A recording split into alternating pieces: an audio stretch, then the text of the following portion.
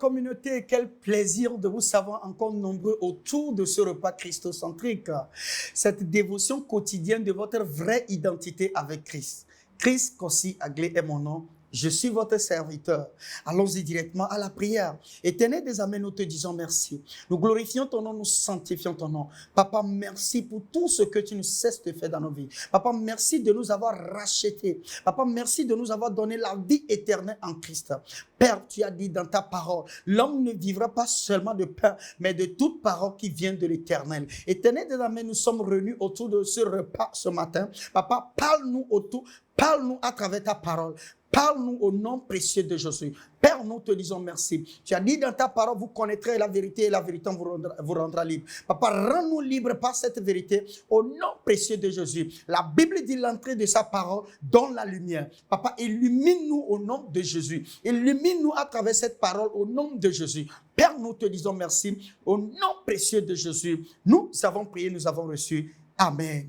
Quel plaisir de vous avoir encore nombreux chaque matin, de vous voir toujours nombreux autour de ce repas. C'est toujours un plaisir pour vous et nous vous disons merci pour tous ceux qui sont toujours avec nous et ceux qui partagent nos vidéos dans les groupes, ceux qui partagent partout.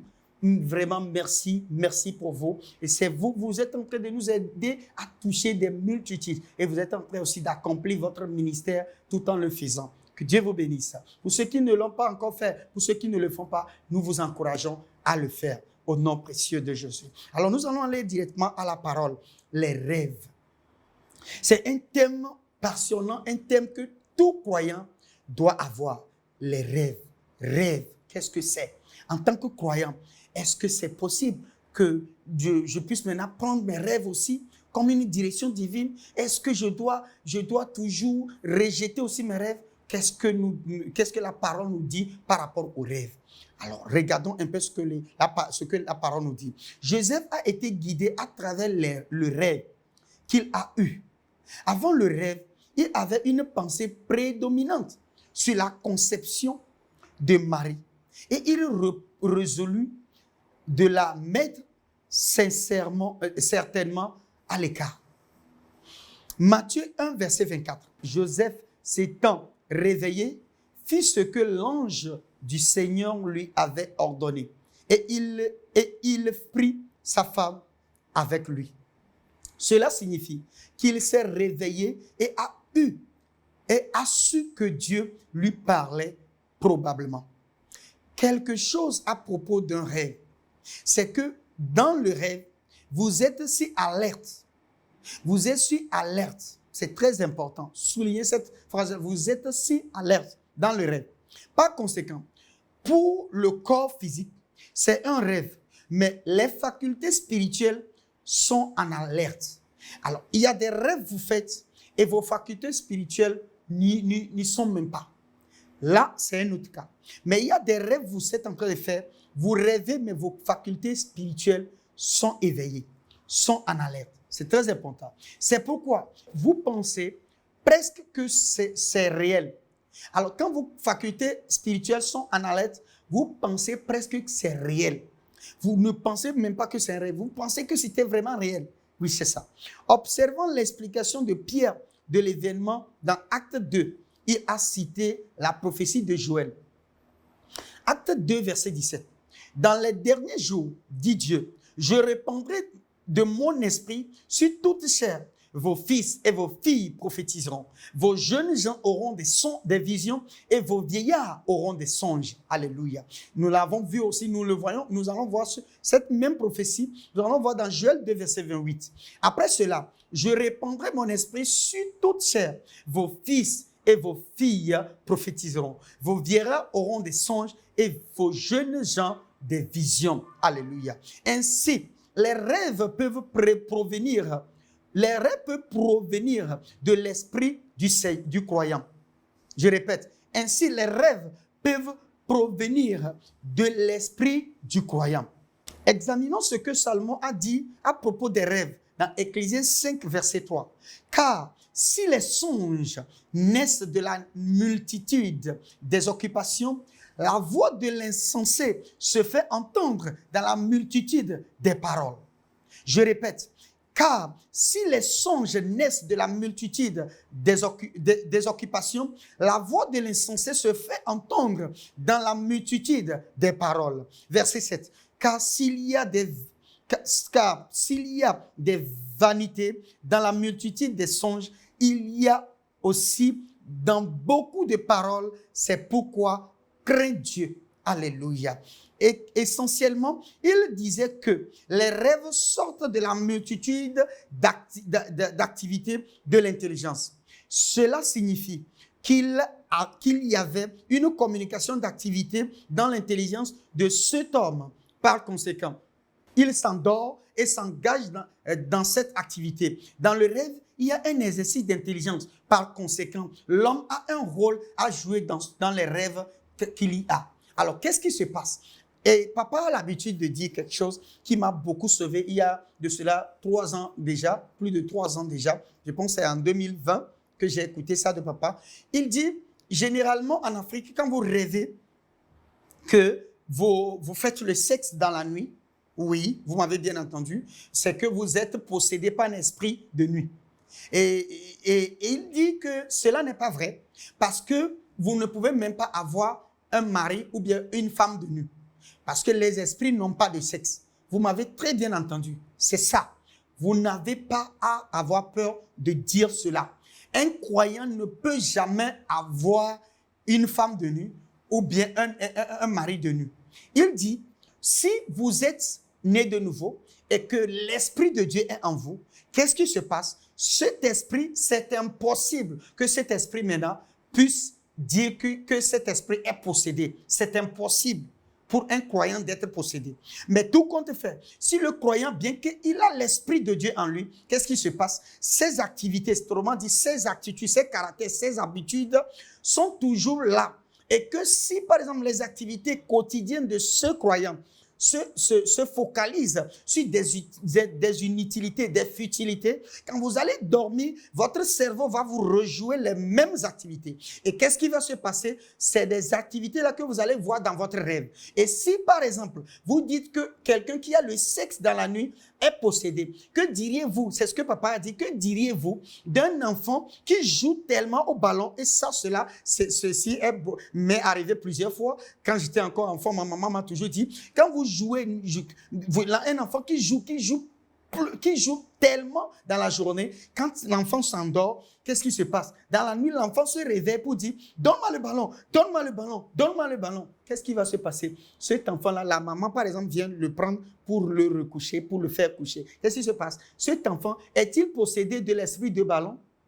Vous allez me dire non, cet enfant n'est pas possédé de l'esprit de ballon. Vous allez me dire que cet enfant-là, c'est parce que cet enfant est rempli d'activités autour du ballon. Voilà pourquoi en dormant, cet enfant s'est réveillé tout en continuant ces activités-là dans son rêve. S'il vous plaît, en tant que croyant, si vous vous donnez à lire des choses qui sont érotiques, à regarder des films érotiques, à regarder de la pornographie, à regarder des choses érotiques, quand vous dormez, l'esprit va vous jouer ces tours-là et vous allez faire de l'amour, vous allez faire du sexe dans la nuit et vous allez dire que vous êtes possédé. Vous allez aller d'église en église pendant que vous n'êtes pas possédé. Ce sont vos activités dominantes qui vous rejouent dans la nuit. Voilà pourquoi, si vous pensez beaucoup à certaines choses et que vous avez eu des activités au cours de la journée, quand vous dormez, généralement, vos rêves sont dirigés vers cela. Et là, en ce moment, on ne peut pas dire que c'est Dieu qui est en train de vous envoyer une information par rapport à cela. Alors, en tant que croyants, qu'est-ce que nous devons faire? Nos activités quotidiennes doivent être bien sélectives. Nous avons vu tout à l'heure, dans les jours, c'est-à-dire 2 jours de cela, nous avons vu que quoi? La perturbation, nous avons vu les activités mondaines peuvent nous empêcher à percevoir ou à recevoir la direction divine. Et c'est la même chose. Vous ne pouvez pas être en Christ. Vous ne pouvez pas être en Christ et toutes vos activités quotidiennes sont mondaines. Et quand vous entourez des activités mondaines, quand vous dormez, votre intelligence va vous rejouer cela sous forme de rêve. Écoutez ça, c'est-à-dire il faut garder cela très bien. Donc si vous êtes en train de m'écouter et que vous avez l'habitude de faire ce genre de rêve, changez seulement vos activités quotidiennes. cessez de regarder ces genres de films. Si vous regardez un film et qu'il arrive qu'on fait de l'érotique dedans, si vous pouvez même zapper, c'est-à-dire, soyez même loin, c'est-à-dire évitez au maximum ces genres de films, évitez au maximum ces genres de séries, évitez au maximum ces genres de compagnies, ces genres de compagnons qui vous amènent toujours à penser érotique, à parler érotique. Évitez au maximum cela et bourrez-vous de la parole de Dieu. Remplissez-vous de la parole de Dieu. Et il est très important, l'information que vous avez dernièrement avant d'aller au lit est très importante. Et généralement, les informations que nous avons avant d'aller au lit ne sont pas potables, ne sont pas divines. Et c'est ce qui fait que quand nous rêvons de n'importe quoi. Et là, vous allez être bourré, vous allez vous dire que non, vous êtes possédé. En tant que chrétien, en tant que croyant, vous ne pouvez pas être possédé. Être possédé, c'est de dire qu'un esprit est venu dérober ou bien chasser l'esprit de Dieu en vous et il a pris place. Ce qui est impossible. Ce qui est impossible. Bien que Dieu nous guide par les rêves, cela ne veut pas dire que Dieu vous parle à travers chaque rêve que nous avons. Je répète, bien que Dieu nous guide par les rêves, cela ne veut pas dire que Dieu nous parle à travers chaque rêve que nous avons. Il est donc instructif de ne pas exalter les rêves.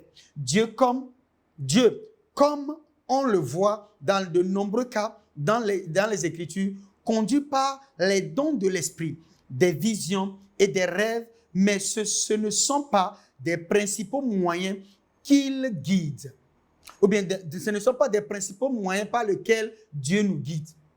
Je répète, ce ne sont pas des principaux moyens par lesquels Dieu nous guide. Les visions, des rêves, des expériences, ce ne sont pas des principaux moyens par lesquels Dieu nous guide. Alors, par conséquent, ils ne doivent pas être exaltés au-delà de la parole. Autrement dit, la meilleure manière, la plus grande manière la manière possible par laquelle Dieu nous parle, c'est par la parole. Voilà pourquoi si nous avons les rêves, voilà pourquoi si nous avons les visions, les prophéties, nous devons les soumettre sous la parole. Nous devons les scanner sous la parole avant de les prendre au premier degré. Nous ne devons pas prendre les rêves au premier degré. Nous ne devons pas prendre les rêves comme étant quelque chose à prendre à la lettre. Non, nous devons considérer comment la parole de Dieu au-dessus de nos rêves, la parole de Dieu au-dessus de nos visions, la parole de Dieu au-dessus de nos expériences, la parole de Dieu au-dessus des prophéties. Alléluia. Sinon, vous allez être traumatisé par les rêves, traumatisé par des prophéties, traumatisé par ces visions-là. Alors, la meilleure façon pour laquelle et la meilleure manière par laquelle Dieu nous parle, c'est par sa parole. C'est par sa parole. Voilà pourquoi Hébreux 1, verset 1 à 2 nous dit que par le passé, je paraphrase, par le passé, Dieu nous a parlé à travers les prophètes. Mais Dieu, dans ces derniers temps, nous parle à travers quoi? Son Fils unique, qui est le Seigneur Jésus-Christ. Et nous savons que ce Fils unique-là, qui est le Seigneur Jésus-Christ, est la parole. Et donc, si nous demeurons dans la parole, quotidiennement, nous allons écouter Dieu. Quotidiennement, nous allons être en communion avec Dieu pour qu'on puisse vraiment être sûr que c'est Dieu qui nous parle à travers ces canaux-là. Que Dieu vous bénisse, que Dieu vous protège. N'oubliez pas que nous sommes quotidiennement là et nous sommes en train de partager ceci. Et ceci pourra vraiment vous aider, nous aider à pouvoir écouter Dieu en temps réel et en temps précis. Que Dieu vous bénisse. Alors, je vais prier pour quelqu'un, je vais prier pour vous. Éternel des armées, nous te disons merci. Merci parce que nous savons que ce repas est en train de nous faire grandir dans la parole, dans la connaissance et dans la foi, papa. Papa, merci. Fasse grandir cette parole en nous au nom précieux de Jésus. Père, nous te disons merci. Nous glorifions ton nom, nous sanctifions ton nom. Papa, nous prenons la résolution, papa, qu'à travers ceci, à travers ce repas aujourd'hui, nous allons soumettre nos prophéties, nos rêves, nos expériences sous la parole de Dieu avant de le prendre et de le prendre au premier degré. Père, nous te disons merci de nous aider à pouvoir le faire humblement et bien et juste au nom précieux de Jésus. Père, nous te disons merci, nous glorifions ton nom, nous sanctifions ton nom au nom de Jésus. Nous avons prié, nous avons reçu. Amen. Quel plaisir de vous avoir encore nombreux, de savoir que vous êtes restés jusqu'à la fin. C'est toujours un plaisir. Écrivez-nous sur nos numéros et envoyez-nous des mails si vous avez des questions et si vous voulez rejoindre notre communauté. Et n'oubliez pas que je suis Christophe Koscielny. Je vous dis, le royaume des cieux est en puissance. Amen. Que Dieu vous bénisse. Bonne journée à vous. Hello. I hope you have been blessed by that wonderful message. The Bible says, "Man shall not live by bread alone, but by every word of God." For you to grow spiritually, you need to hear, study, and meditate on the Word. You need to not only hear, but to also read and see. And that is why you need the Christocentric meal. To order this life-changing book and other titles, DVDs, and CDs by Dr. Abel Damina, call the number or email the address on the screen. This is a book that reveals to you who you are in Christ, what you have in Christ, and what Christ can do through you. This book interprets and breaks down the Word into daily meals, making it easier for you to understand and study, build up and strengthen your inner man, all the while growing your relationship with God and your confidence as a believer.